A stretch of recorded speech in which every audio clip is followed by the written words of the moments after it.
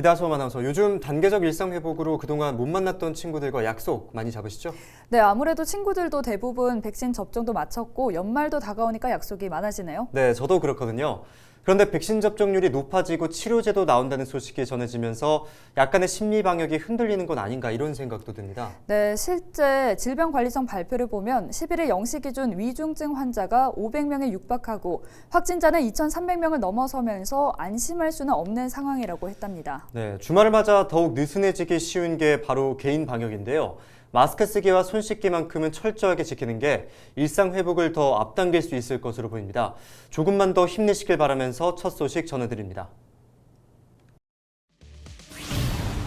국내 신발 산업의 태동지였던 부산진구가 과거의 영광을 되찾는 힘찬 발걸음을 시작합니다.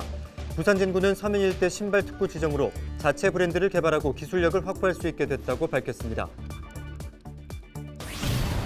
11일 0시 기준 부산에서 63명이 신규 확진됐습니다. 북구의 한 유흥주점에서 기존 확진자의 동료 종사자 3명이 추가로 양성 판정을 받았고 일선 중학교 2곳에서도 집단 감염 사례가 발생했습니다. 수능 전날인 17일 부산역 보건소들은 밤 10시까지 운영합니다. 수험생에 대해 코로나19 진단 검사가 필요할 경우 수능 시작 전까지 신속히 결과를 확인한다는 계획입니다. 해운대가 관내 전 주민들에게 생활지원금 5만 원을 지급하기로 했습니다. 내년 예산에서 202억 원을 확보해 모든 구민에게 지원금을 지급할 계획입니다.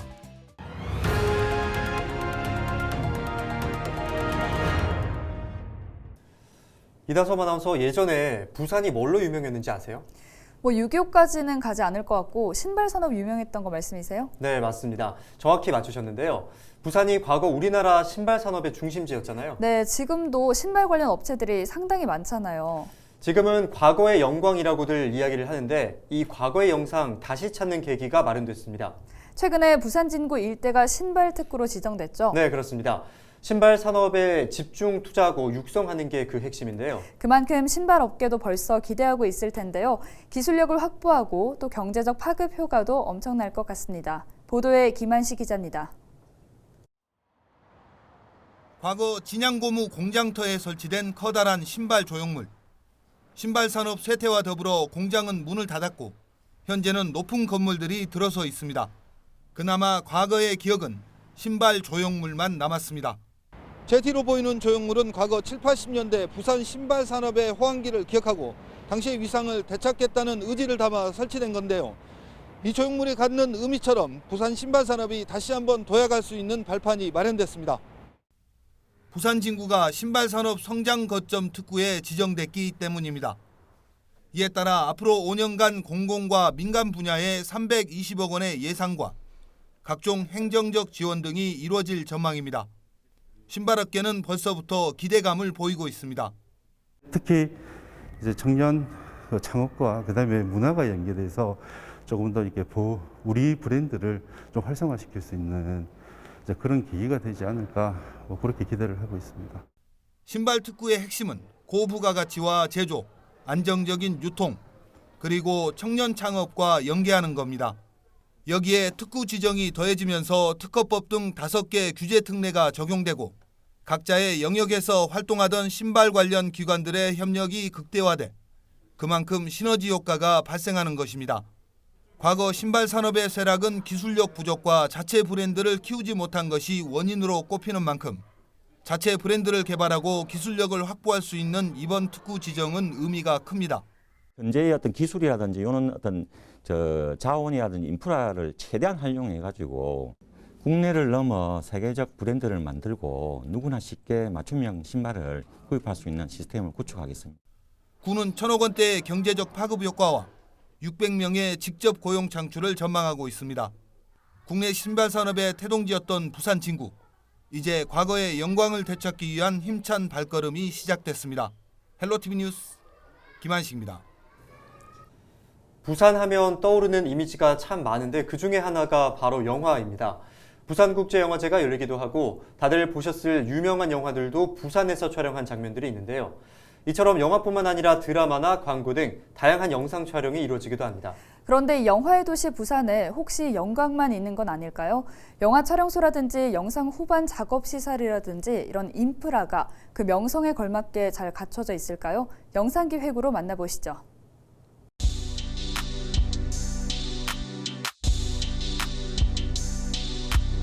뭐 어쨌든 명실상부하게 영화의 도시라고 자타가 공인하잖아요. 부산이라는 도시를. 그리고 영화 도시라는 게 어떻게 보면 도시 브랜드화가 된 것도 사실이고요. 그리고 뭐 특히 뭐 2014년에 유네스코 영화 창의 도시로 지정이 되고 그러면서 부산은 어쨌든 명실공히 영화 도시로서 이미지가 되게 강화된 건 사실인 것 같아요.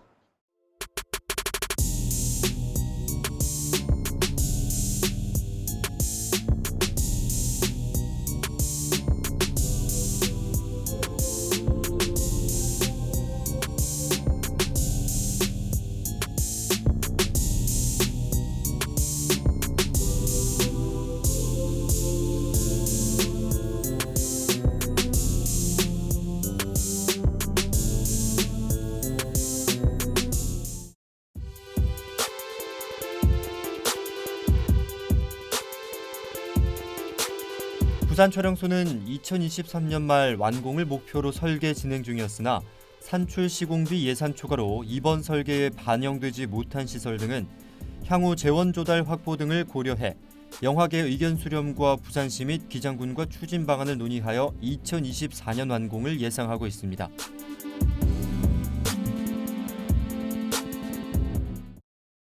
영화를 산업적인 관점에서 봤을 때는 아무래도 수도권 집중화 현상이 뭐 모든 분야에서 그렇지만 영화 분야 역시도 마찬가지 현상으로 펼쳐지기 때문에 부산에서 영화제나 어떤 영화를 향유하는 영화 문화는 강화되고 활성화되고 있는 반면에 영화 제작적인 측면에서의 어떤 산업적인 부분은 여전히 좀 미흡하지 않나라는.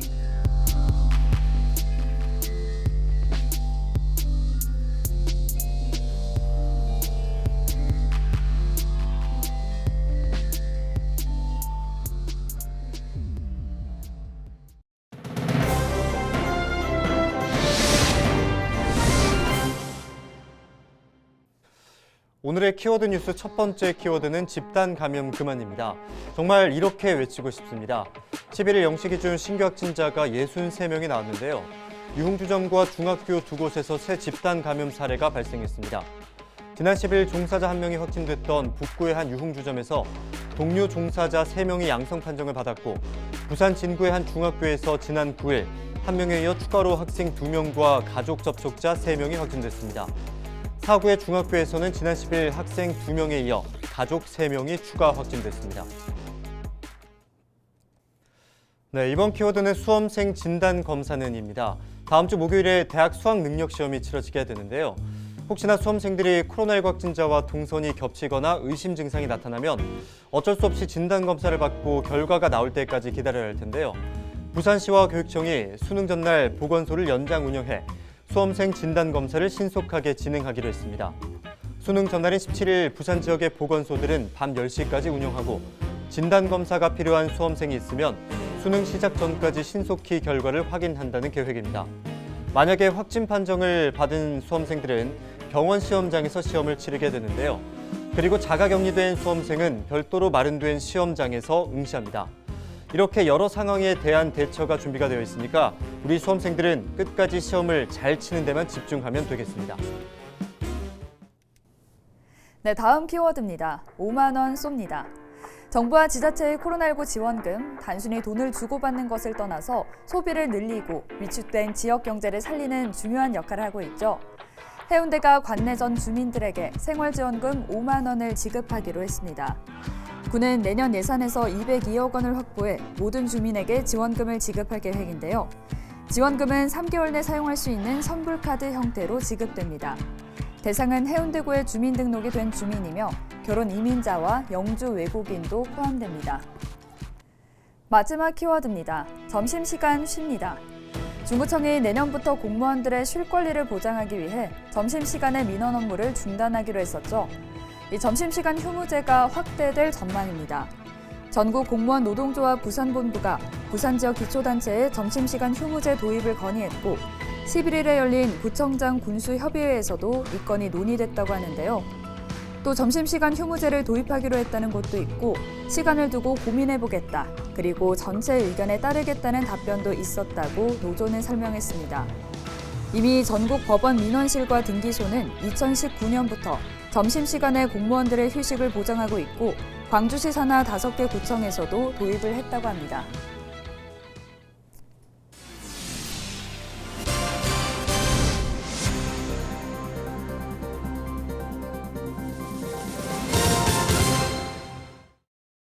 북구의 구 명칭 변경 사업이 결국 내년으로 미뤄졌는데요. 주민들의 공감을 이끌어내지 못했다는 지적이 일고 있습니다. 박재한 기자입니다. 북구가 명칭 변경 절차를 내년으로 연기하고 추가 여론 수렴에 들어가기로 했습니다. 구는 당초 올해 10월 말 새 이름을 발표할 예정이었습니다. 12만 전 세대를 대상으로 우편을 통한 최종 선정 절차만 남았지만 구의회와 일부 주민들의 의견이 엇갈리면서 제동이 걸렸습니다. 새 이름 후보들이 기존 이름을 대신하기에 부족하다는 주장이었습니다. 졸속 추진이라는 지적도 나옵니다. 주민들한테 제대로 홍보하고 그다음에 주민들이 그거를 의지를 끌어내야 되는데 그런 부분들이 돼서 제대로 접근을 못했다는 거죠. 그러다 보니까 지금은 많이 좀 아쉽게 된 그런 상황이죠. 구는 지난 8월 주민 공모와 심의를 통해 5개의 새 이름 후보를 선정했습니다. 이후 주민 10,000명을 대상으로 선호도 조사를 벌여 가람구와 낙동구를 최종 후보로 올렸습니다. 하지만 5개 후보 중 일부가 특정 동이름과 겹치면서 지역 간 갈등을 유발했고 뒤늦게 명칭 변경 소식을 접한 주민들의 반발도 이어졌습니다. BTV 뉴스 박지한입니다. 김종률 기장군의회 의원이 제261회 임시회 본회의에서 기장군의 동북권 장애인 스포츠센터를 건립해야 한다고 강조했습니다. 김종률 의원은 지난 2019년 사구의 서부산권 장애인 스포츠센터가 문을 열었지만 부산 동북권인 기장에는 장애인 체육시설이 전무하다고 지적했습니다. 김 의원은 기장군에 장애인 스포츠센터를 건립해 장애인들의 생활체육 참여를 확대해야 한다고 주장했습니다. 또한 부산 전체의 장애인 인구는 17만 명이며 약 5%가 기장군에 거주하고 있지만 기장군 장애인들의 생활체육을 위한 대책은 논의된 적이 없다고 설명했습니다. 영도구 동삼 이동에서 21일까지 영도 바다를 품은 국화 전시회가 열립니다. 올해로 9회째를 맞은 전시회는 동삼 이주공 국화행복마을 추진협의회가 주관하며 동삼 이주공 아파트 단지 내 체육공원에서 마을 주민들이 1년간 직접 가꾼 국화를 선보입니다. 이금의 국화행복마을 추진협의회장은 도시 속 아파트 공간에서도 많은 구민들이 국화의 아름다움을 즐길 수 있도록 지속적으로 노력하겠다고 밝혔습니다.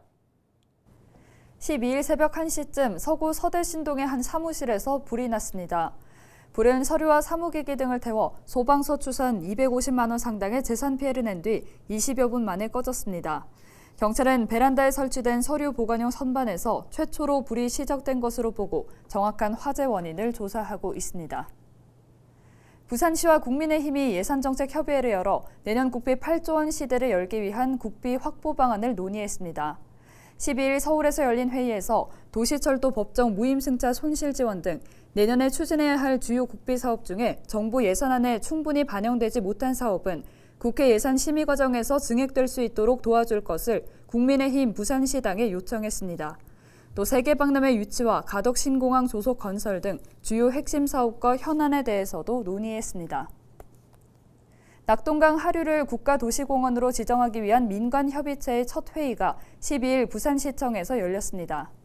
부산시를 비롯해 김승환 국가도시공원 전국민간네트워크 상임대표, 강호열 부산 하천살리기 시민운동본부 사무처장 등이 참석한 이날 회의에서는 맥도 100만 평 그린시티 추진 상황을 공유하고 국가도시공원 지정 추진을 위한 상생 협력 방안이 논의됐습니다.